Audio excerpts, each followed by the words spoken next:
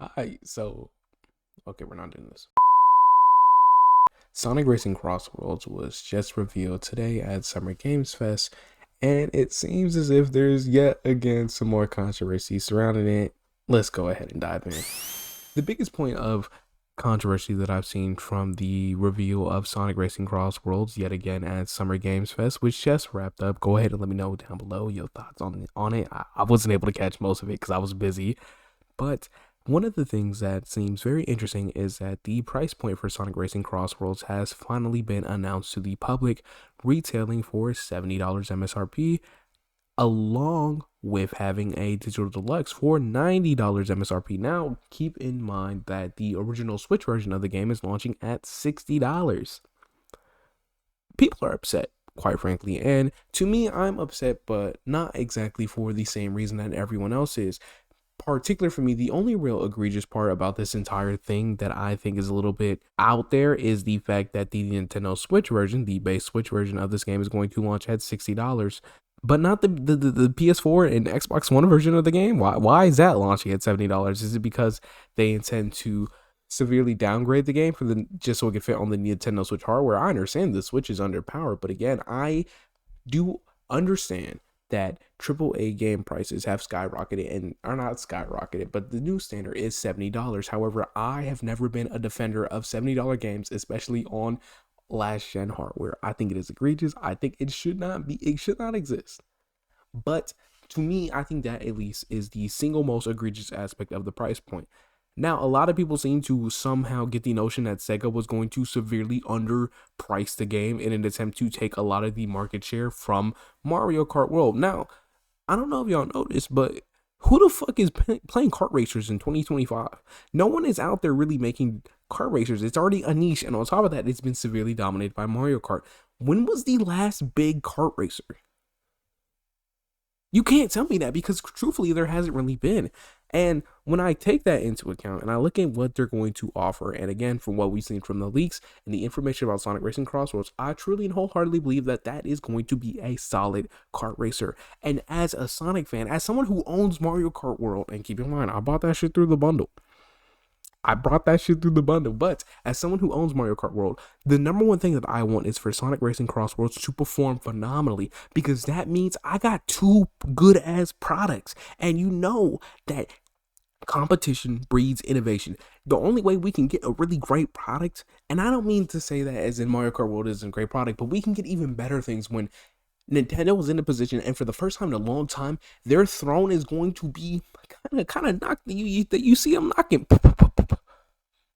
Bang, bang, bang, bang, bang. The knocks at the door from a ultimately really solid kart racer with a phenomenal lineup. Now, personally, I don't like the defense that the game is $70 because the roster that it intends to include, for those who were not able to catch it, Hatsune Miku, Joker Persona 5, and Ichiban Kasuga from Like a Dragon are all going to be featured in the game, along with every Sega character is going to be free. I think that's phenomenal. I think that is a great way to entice people to want to pick that up. Now, again, from what I've seen, the Crossworlds being from the leak, we'll say Nicktoons guys, they are going to be what you're going to pay for in the season pass, along with Minecraft Steve. Now, I'm going to keep it real with you. I kind of don't care about Minecraft Steve, but hey, that's great for the people who do. And truthfully, I think this whole conversation has a lot of people trying to influence and add in their moral superiority over another one. As for why they're supporting the game, they are, quite frankly, for me, I'm going to support the game that I enjoy both. Now, I enjoy both of these games, and I'm going to support both of them in the sense that I'm gonna buy and play it. Like I'm a content creator. Of course, I'm gonna buy the new Sonic game. I built my platform off talking about that damn blue hedgehog. But I understand that a lot of people are upset because this is the first time that Sonic has priced their game at the industry standard of sorts. I'm gonna say since about 2020, or with the PS5 generation, because why would we talk about Xbox in this video? But with the PS5 generation, console, first party, mainline, or not first party, but generally speaking, the price of admission has been $70. It has been that way since the PS5 launch. Let's not get anything twisted. That standard has come in 2020. We're now 5 years in. Everyone seems to be playing catch up. Now, there are a couple of examples. I do believe Street Fighter 6, when that game launched in 2022, did launch at $60, which to me was a little bit interesting, a little bit peculiar, but that is not the standard. Generally speaking, $70 is going to be the standard. And again, not necessarily the bat for Nintendo, but they have come out and they have said that the biggest reveals, the biggest launches, their big games are going to be $80. Not everything. Like we're more than likely we have the potential possibility of seeing the budget titles, seeing the, or not budget titles, but just seeing games be really generally cheaper. But not everything is going to be $80, and I feel like a lot of people keep forgetting about that point. I think it's really disingenuous because you want to paint a narrative, you want to feel like you're so cool because you support one company over the other. When, let's be real, if Sega and Nintendo could find a way to consolidate air and sell it back to you, they would do that 10 times over. They would do that. They would love to do that. But I think a lot of people are upset because this is the first time Sonic is kind of jumped into that. This is going to be our first $70 Sonic game, and I understand, especially for those of you who are in areas where they do not have regional pricing. I think that is horrible. I think really across the board, any company should be fine with taking a hit to make sure that their consumers can get it at a fair enough price and correspondence to the general cost of living, minimum wage, all that. I'm always going to advocate for that because I think having games be as accessible as possible is great, phenomenal. But on that conversation, I really don't care for it. I'm keeping real because after having an extensive playtime in Mario Kart World, and you're gonna be seeing some footage of free roam on here because I'm being real. I'm kind of not at home right now, but these games are going out and doing two separate things. It seems like that Sonic Racing Crossworlds is going to focus on getting that more general kart racer experience, while Mario Kart World is attempting to innovate and expand upon what has been historically a pretty safe genre. Now, is Mario Kart sticking the landing on all aspects? Nah, not really. I'm not too big on free roam, and I'm a fan of the intermissions, but I can agree with the people who would wish that they could spend more time on the tracks. That is a fair point of contention. I'm never going to argue against features like that. But again, I think these games are going out to do two separate things. And that's great. That's phenomenal.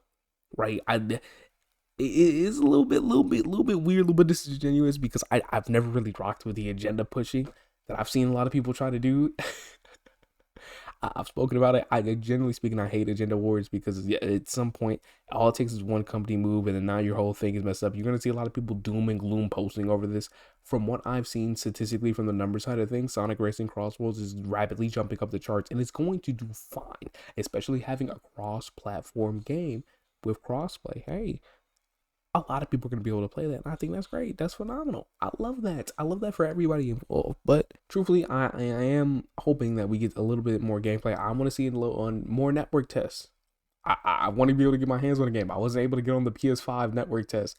Please do another one, man. I really want to get my hands on this game. But other than that, I am cautiously optimistic. I want this game to perform well, not only as a Sonic fan, but also as a Mario fan, because I think that as long as we have two great kart racers on the market, it's going to cause both of them to lock in. And I think that's probably why we might even have crossplay in this game, is because Sega know that they were entering into a little bit of shaky territory.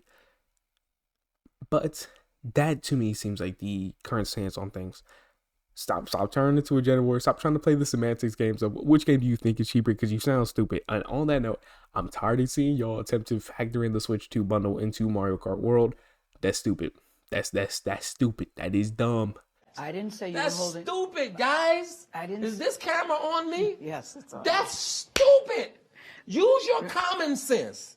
Again, stop factoring the console price to it, because I can do that too. We can cherry pick. I bought a $1,000 PC, and ironically, the first main the first main big game that I played on that was Sonic Frontiers.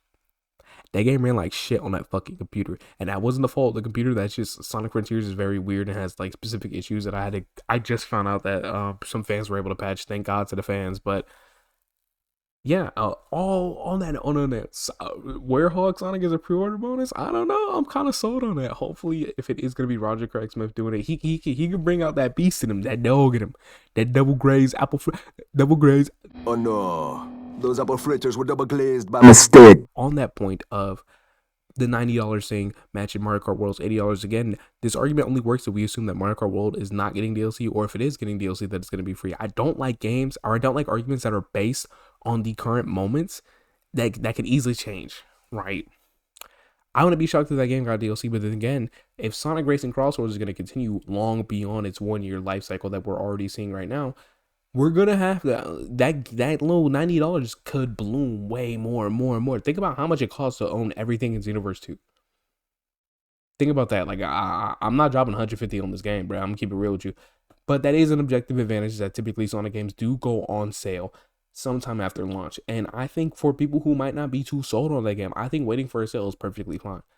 I agree that game prices in general are bad. And again, if if I did not get the system bundle with Mario Kart World for an additional $50, I would not have bought that game at $80. Let's get one thing clear. I buy most of my first party Switch games pre-owned. That's how my entire library has been. If I'm not buying it at launch, I bought it pre-owned. That's how I got 8 Deluxe. That's how I got New Super Mario Bros. Or New Super Mario Bros. Mario World. But generally speaking, if you are upset about the price point of the system, buy it pre-owned. Buy your games at your local mom and pop or your retro game store, because for some reason they always have. I've seen some games with some good deals. But regardless of that point, also go ahead and let me know down below if you rocking with Crossworlds. Me personally, I think I'm this might be a great game we got upon us, but that's how I feel.